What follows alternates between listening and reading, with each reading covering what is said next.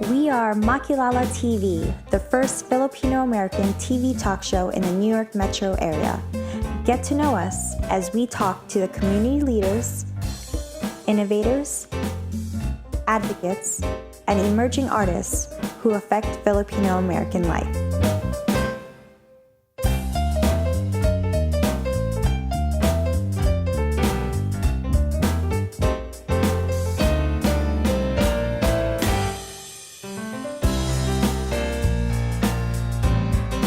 Hello, welcome to MakilalaTV. We are the longest-running Filipino-American TV talk show in the New York metropolitan area. My name is Cristina Pastor, and joining me today are my co-hosts, Rachelle Ocampo and Jen Fuhrer, whom we welcome back after a long absence. It's not easy being transgender. The reaction of most people is one of not knowing a lot about it to downright hostility. There's so many things we don't understand, and we don't really try to educate ourselves until we have a transgender in our family, or a friend of ours transitions. Gender identity, gender fluid, non-binary, gender dysphoria, pronouns. Today, we are happy to have Maria Rivera to answer many of our questions. Maria is a transgender fashion model and a vlogger. She hosts a very popular YouTube channel called Mabuhay It's Maria. It's all about life in New York City. Maria will share with us everything we need to know about her transgender journey. Welcome to Makilala, Maria. My pleasure to be here. And welcome back, Jen. And hello, Rachelle. Maria, tell us about your coming out. Did it happen in the Philippines? Yes, it is. Mm-hmm. So How old were you at that time? I was like in 20s. So I'm kind of bit like late transitioning because I am working like a normal job, which is pretty hard back in the Philippines when you are a transgender. You cannot get a job easily. So it's been a while that I've been working as a normal job. And then What were you doing? What kind of job? I'm working on the hospitality industry.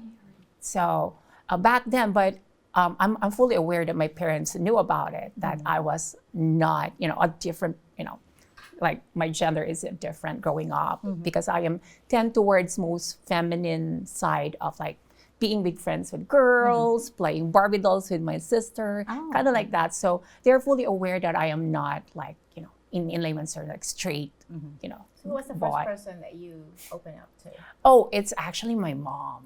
My mom is the one. I think it's more because my dad is just like, when I was a kid, like my dad is like, oh, you shouldn't be gay or something like that. Like growing up in very conservative and, home, it's something my dad are really super strict. And I was like, I'm super scared about my dad about Was your that. dad in the military or something? My grandpa is under military, so it's actually my dad wanted me to be a military when I was young because of my grandpa. So my dad is kind of strict about it, but my mom, of course, mother, very, very supportive about growing up like that. And then when I transitioned already, and then we're talking about it, and then my mom said, I was like just waiting for you to tell us about it. So they're just expecting about that. And then it was... So your mom was very encouraging? They're very supportive. My mom is really supportive. But suddenly, now that I grew up already and, as a matured woman, my dad is very much like supportive now and everything. It's like turn around, exactly. So Sometimes it takes a while. And I just realized, okay. And, like growing up, I didn't hurt anybody, about my journey. I was a good A student back then. So I got a good job afterwards. So it's just like growing up in a normal Filipino life. But, the hindrances is just like being trans. Like, of course, for them, like being a Filipino, our culture is very conservative back then. It's so hard for parents to accept that. At first. So that's my mom just cried about it. And, even my dad cried about it. But, they cannot do about it. So they just supported me. It just doesn't change anything. I'll be the same person that I am. Just like, they've always known. Yeah, exactly. Well, Maria, that was your... Maria, yeah. So you mentioned the word transition. What does that mean to you? Oh, transition is the hardest part. Like it's a big decision, because it's not just about thinking about I wanted to be a woman that I wanted to be. It's coming like, how is it the reactions surrounded me? Can I get a job? So, how is it? There's a lot of factors to consider about that. But I said like, okay, I need to do what my instinct. I am a woman. I need to transition. I need to be free about. When you were younger, you were already a gay person, okay, right? A gay. Okay. So like a little gay boy back in the Philippines. And then you decided you wanted to be a woman. Yeah, but I know that I have, deep inside. But of course, very young age, you don't know what is trans. Just like feeling, the feeling and the behavior that I'm more towards feminine act. Who did you consult with before you made a decision to transition? Did you talk to your parents, or priest maybe, some friends? Actually, no, not at all. It's just like it just happened that I decided that I needed to be who I am. It's just like my emotions now. It's just like, okay, it's time to be free. Yeah. It's just like transition. Because there's people who transition just wearing feminine outfit, changing the clothing. You totally like medically transitioning. So I undergo like we call it the HRT, which is the hormonal replacement therapy. So in that process, you are drinking. For me, I'm actually prepared the pills, because you have two options, like injectables or pills to be taken. But for me, it's the same for my body. So I just decided to take pills, and it took years for the transitioning days, like suddenly checking your blood, checking your hormones, because you're lessening your testosterone level and increasing your estrogen in order for you to have the female, forms. Exactly. So I a little, I know it's the little Buds. Yeah, a little T. Okay. Yeah, a little one. It's growing. It's growing. Those are the initial signs. The initial Okay. signs, Okay. and then you're feeling more weaker compared really? to it. Its effect. Your muscles is actually losing fats. Oh, really? It is, and then your hormones suddenly become a little more feminine already. A little fat, like it's totally different. You gradually You feeling it. And, you start to have the form of a woman. Is that what I'm it is? luckily that I am very petite Filipino boy. Like my frames are tiny. So when I do transition, I was super skinny when I was young.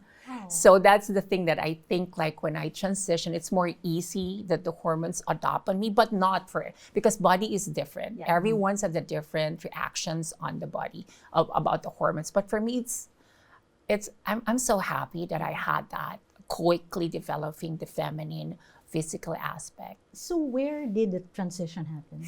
In the U.S. or in other? I was like working. I was like back in the Philippines. This is back in the the problem. Philippines, Yeah, okay. back in the Philippines, hormones is not easily to get.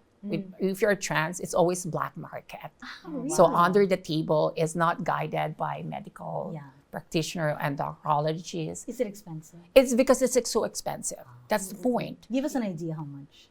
It depends. Like some gays they're starting like the pills that been given to our public clinic back in the Philippines, even if it's not okay for HRT, that's the starting point they drinking because it's for free.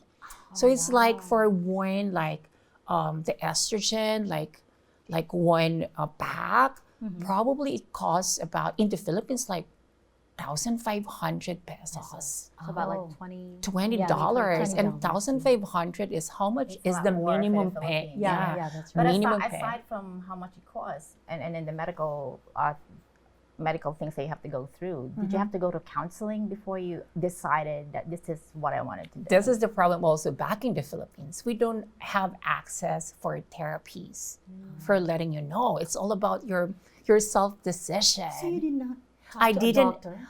I didn't talk to any that was so doctors brave of about you. it. Yeah. How do you know that this is who you want? Who you wanted. You know, to my be? behavior and my feelings and my mind is just not aligned for who I am.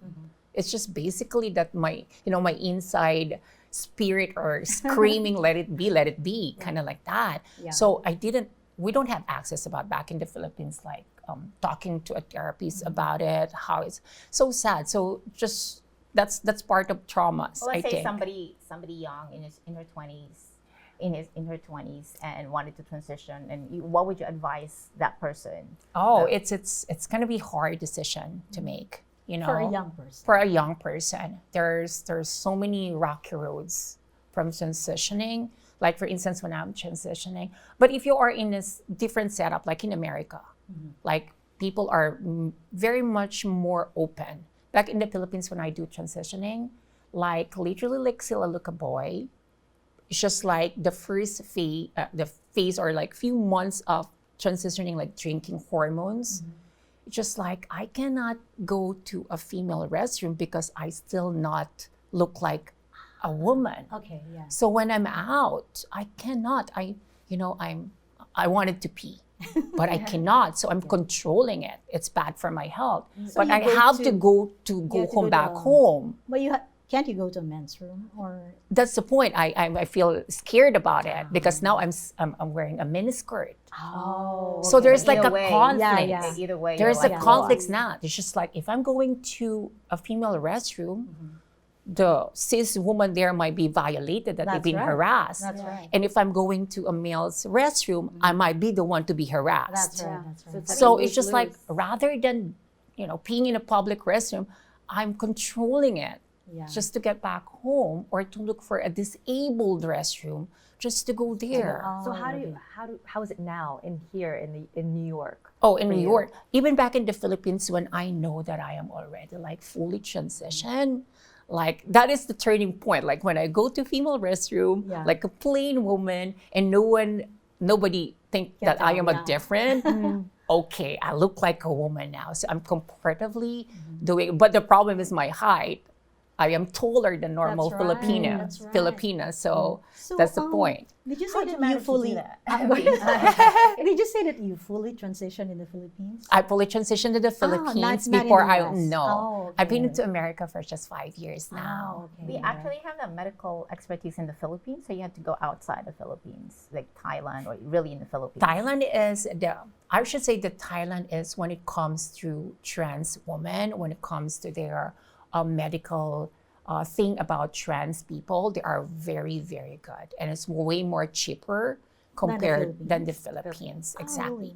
But I am fully now, but everything is just like I did because luckily, like, okay, I have to be a model now. So in that time that I got some sponsorship from the doctors in the Philippines to make me, to be the woman I am. Yeah. So I'm quite lucky about that That's too. right. What about your documentation, your passports, your driver's license? Did you change all that? No, back in the Philippines, you cannot. What about coming Here, here? yeah. There you have an options here to change your gender as a female mark. But the name haven't unless that you become a citizen, which is I'm still on that process. Oh, I see. So in that Okay. became a citizen, now you can change You can change, yeah, But okay. for now, it's just only the marker. Like in New York State ID or driver's license, I am female, which is a good thing already. Yeah. Which is a good thing because when you're flying out, a little less discriminated. Does it feel like the media, the social media are focusing so much attention on transgender? I mean, there's like the statistics is like 1% of the population or less than 1% of the population is transgender. It's transgender. Well, right now, I think in this kind of, modern years right now with social media years, people are kind of like a little baby step of the awareness about trans people. Like now you can see them like, strutting the runways, Fashion Week, or even like in the television or in movies nowadays, there's like a little, percentage of trans. Representation, yeah. There is still not a lot of space or representation exactly, but at least they are aware now. They're aware now that there is, trans people existing. And I think that is really admirable nowadays, but still not like fully, Yeah. There's a lot of hate around for being who you are. right? Yeah. I mean, what No else matter is what that? being a trans, it's just like, there's a lot of people that's super scary. So at that point, I'm still keeping like private thing about my life, just to, not just for myself, but, for the people around me, the people that I love. Because, people might attack you for no reason. On social media. Yeah, exactly. Like, people bash you for this, for being a trans, and might, suddenly hurt your people who loves you because for being you are. Homophobics are still existing. So that's kind of scary. So until when you now. were in the Philippines and working, did you experience discrimination? A lot, exactly. And also here in the U.S.? In the U.S., no. In the U.S., really? it's they don't care about it anymore. But working here in U.S., I'm working as a model now. And then when I am trying to scout an agency before back here in America, and then I just tell them that I am a trans, and then suddenly they just say, we don't care about it as long as you're representing a that's woman. nice. Yeah. You look like a woman, you're going to be part of the woman board. So back in the Philippines, no. No. I mean, luckily you have, as my child would say, my antiquated processing of what's a boy and a girl. I'm just gonna assume based on what we've known that you look like a girl. Yeah. Right. I'm so lucky about it. Yes, I but think not everyone looks like a Exactly. boy or girl. So what happens to those people who don't totally look like a boy? there is a one incident that I will actually never forget. I was like with my group of friends when my sister is there, and then we're in a like a club in the Philippines setup. So I am lucky to be, like a female. No one will tell that I am a different person, quote unquote. But back in the Philippines, I was like sitting on the table, and then there's like not, I'm sorry, but it's just like there's, she's to look like a boy. She's wearing, a skimpy outfit, and she wanted to go to the restroom of the female, but the bouncer, the guard, stopped her on that time. And I was like, okay, I need to do something about this. So I stood up and then talked to the guard, why you don't let her to go there? Yeah. She need to pee. That's a safe space for her. Yeah. And then no, she's just a blah, blah, blah. And I will fight to the guard. And then that is the point, that if you are not look like a girl physically, you definitely gonna get a lot of discriminating, even like simple by peeing. It's Is it traumatizing. possible? I mean, I'm just already. reading through other stuff that some people who just go into the girls' bathroom or women's bathroom and pretending to be a girl, or they are look like a girl. But what happens to those? Like let's say you have a mother with a little girl in the bathroom, and you see somebody who's not totally doesn't look your conventional That's girl, true. and you feel like you're what do you feel about that daughter? Like you have your daughter who's maybe scared of seeing somebody who doesn't look Yeah.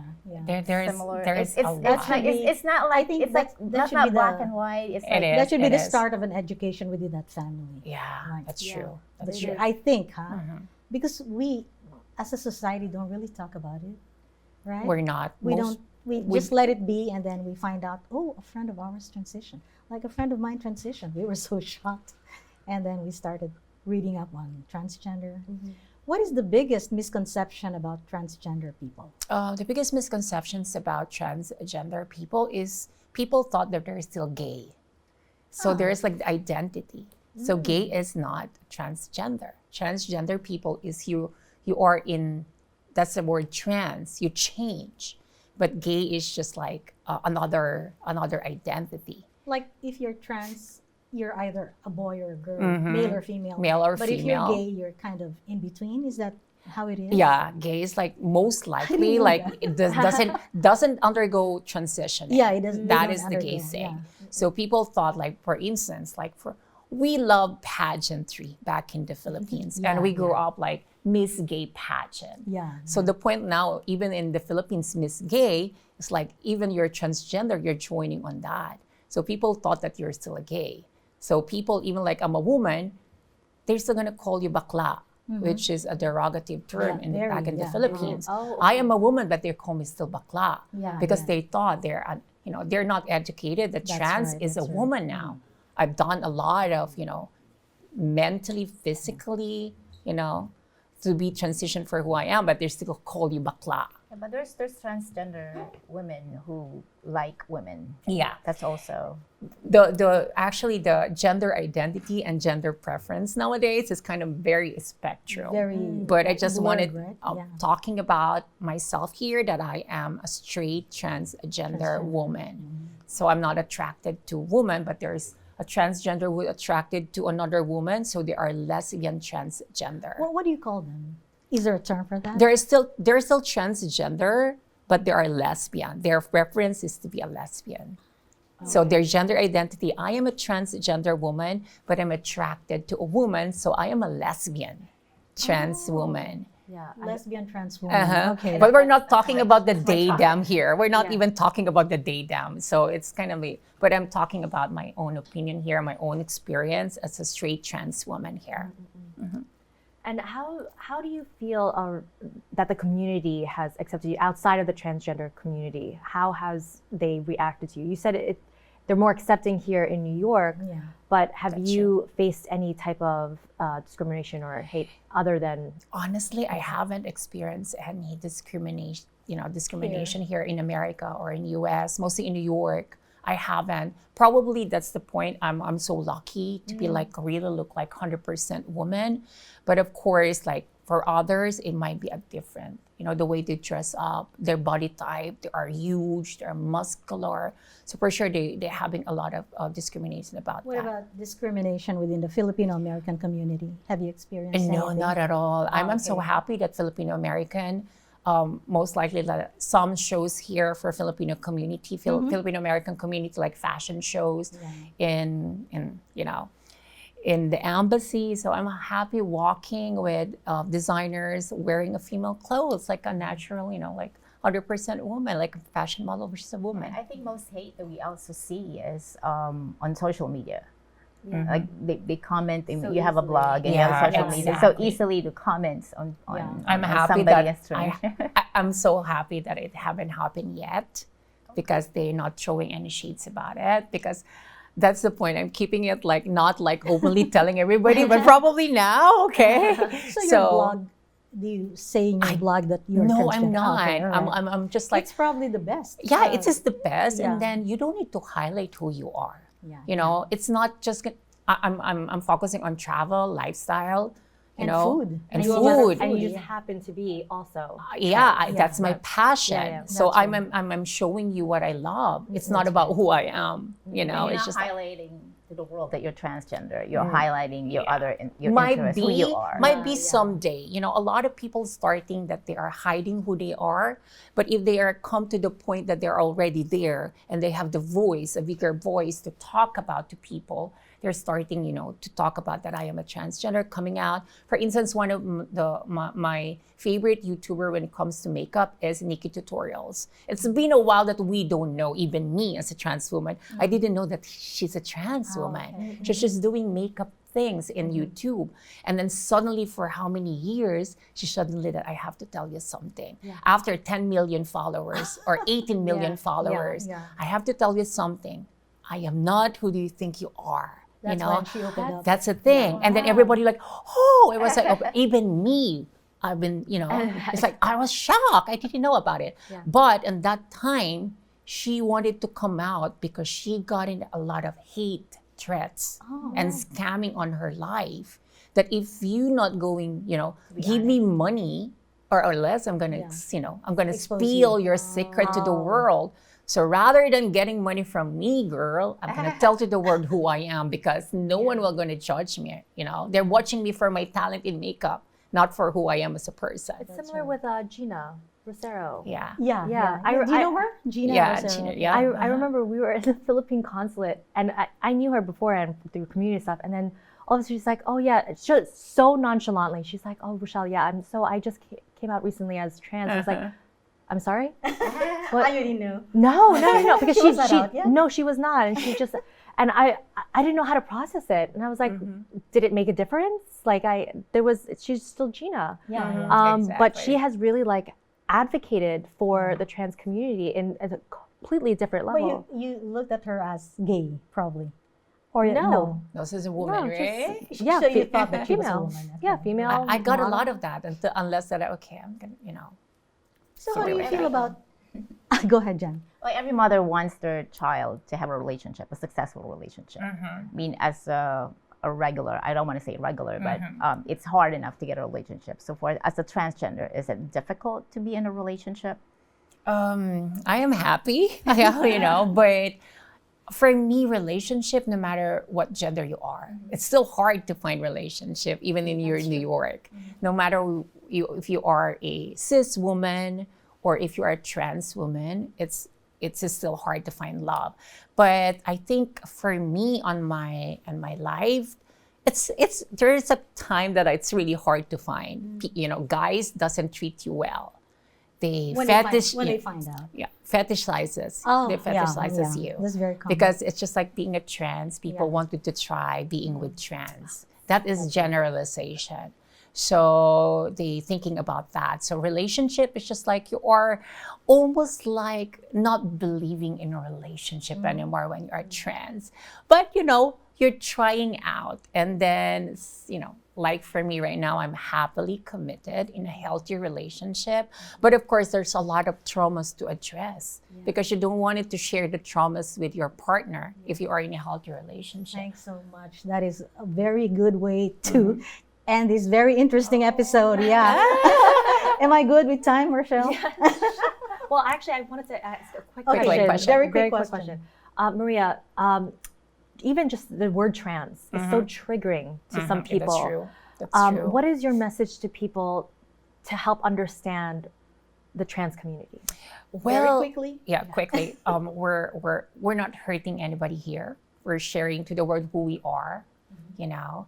And as long as we are existing, no one can stop us because we are here and we're still doing what we love and to share, you know, be kind to everybody. I think that's the thing. Thank you so much, Thank Maria. you.